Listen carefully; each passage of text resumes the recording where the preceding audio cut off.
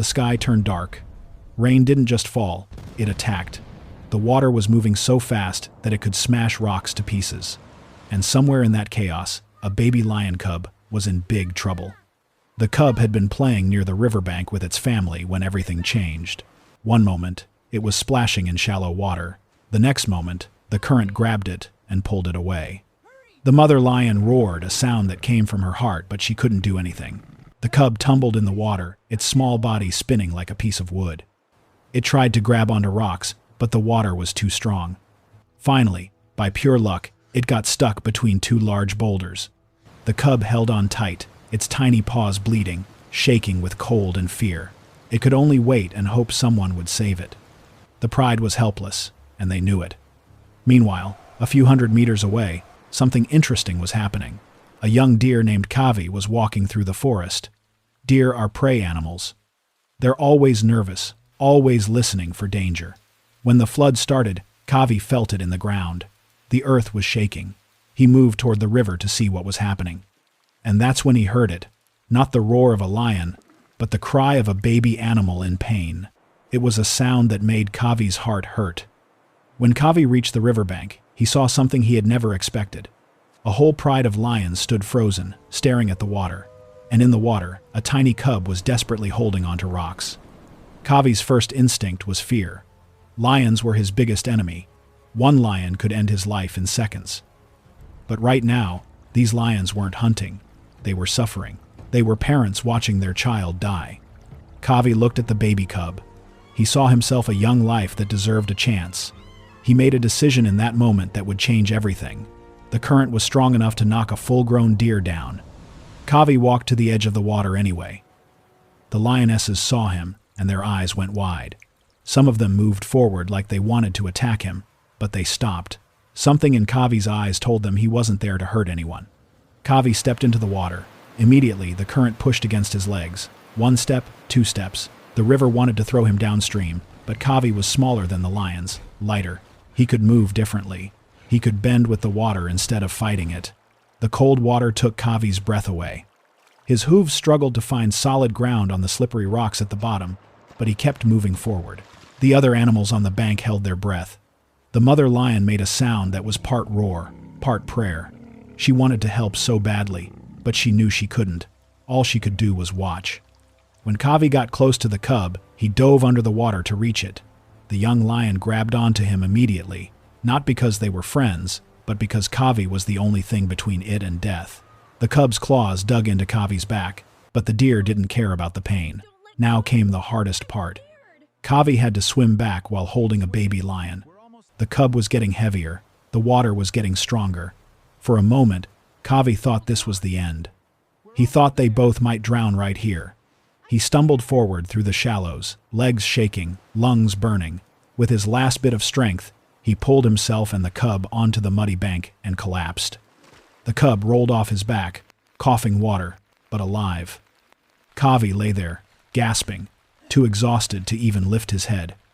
And when he finally looked up, his blood ran cold.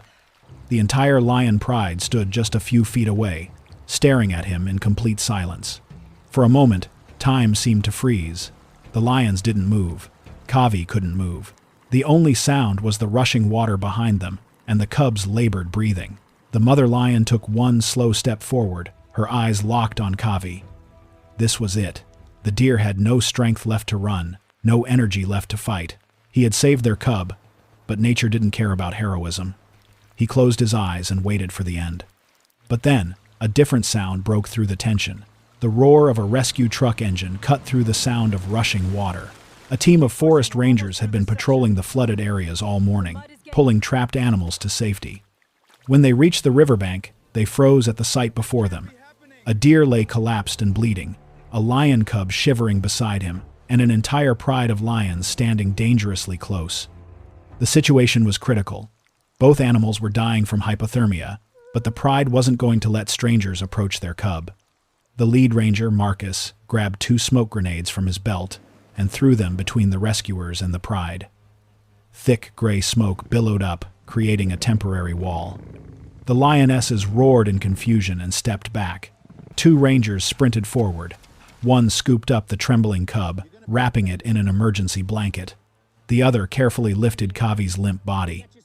The deer was barely breathing, his eyes half closed, blood staining his golden fur.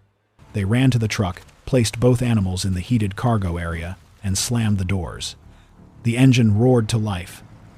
As they sped toward the Wildlife Rehabilitation Center, Marcus looked back through the window. The smoke was clearing, and through it, he could see the mother lion standing at the edge of the riverbank, not chasing them, but watching as if she understood they were taking her baby to safety. At the rehabilitation center, the veterinary team was already waiting. Dr. Sarah Chen, the lead vet, had treated hundreds of animals, but she'd never seen anything like this. A deer and a lion cub arriving together from the same rescue. Kavi was in worse condition. His body temperature had dropped dangerously low. Deep claw marks covered his back where the cub had held on. His breathing was shallow. The team wrapped him in heated blankets, started IV fluids, and carefully cleaned his wounds. The cub was suffering from hypothermia too, but it was younger and stronger. Within hours, it was already showing signs of recovery. But here's where something magical happened. When the cub woke up, it started crying, not the roar of a lion, but the helpless mew of a baby looking for its mother. The sound echoed through the recovery room, and in the enclosure next door, Kavi's eyes suddenly opened. The deer was too weak to stand, but he made a sound back, a soft, gentle call. The cub heard it and immediately calmed down. Dr. Chen noticed this and made an unusual decision. She had them move the cub's small bed next to Kavi's. Her team hesitated. A predator and prey in the same space? But she insisted that deer had saved this cub's life. They had already bonded. Separating them now could harm them both. So, they placed the enclosures together. And what happened next left everyone speechless. The little cub crawled over to the deer and curled up against his warm body, just like it would with its mother. And Kavi, despite his pain, gently curved his neck around the cub protectively. Over the next few weeks, something incredible unfolded. As Kavi recovered, he began treating the cub like his own child. He would nuzzle it awake in the mornings. When the cub was hungry, Kavi would call for the staff. When the cub tried to play too roughly, Kavi would gently push it back with his nose, teaching it to be careful. The cub, whom the staff named Leo, followed Kavi everywhere. When Kavi took his first shaky steps after the injury, Leo walked beside him, matching his pace. When Kavi rested under the trees in their outdoor enclosure, Leo would lie across his legs, purring like he'd never been happier. The staff couldn't believe it. It was like watching a father raise his son, except the father was supposed to be the son's dinner. News of the unusual pair spread quickly. People came from neighboring towns just to see the deer and the lion cub living together like family. Videos went viral online. Dr. Chen knew this couldn't last forever. They were wild animals. Eventually, Leo's instincts would awaken, and Kavi belonged in the forest with his herd. She had to prepare them for release. 3 months after the rescue, both animals were fully healed. Kavi's wounds had become scars, permanent reminders of what he'd done. Leo had grown bigger, stronger, and more confident, but the bond between them remained unbreakable. The Rangers chose a special location for the release near the same river where the rescue had happened, where Leo's pride still roamed. It was early morning when they transported both animals back to the wild. They opened Kavi's crate first. The deer stepped out slowly, testing the ground, smelling the familiar scents of the forest. Freedom was just ahead, but he didn't run. He turned back and waited. Then they opened Leo's crate. The young lion bounded out immediately, running to Kavi's side. For a long moment, the two stood together at the edge of the forest, the deer and the lion who had survived the impossible together. In the distance, a roar echoed through the trees. Leo's head lifted. His mother was calling. The pride had found him. Leo looked at Kavi, then at the forest where his family waited. He was torn between two worlds. Kavi made the choice for him. The deer gently nudged Leo toward the sound of the roar, then stepped back. It was a goodbye, not with words, but with understanding. Leo hesitated one last time, then turned and ran toward his pride. But before he disappeared into the trees, he stopped and looked back one final time at the deer who had become his father. Kavi watched until the young lion vanished from sight. Then, peacefully, he turned and walked in the opposite direction, back to his own herd, back to his own life. The Rangers stood in silence, watching both animals return to where they belonged.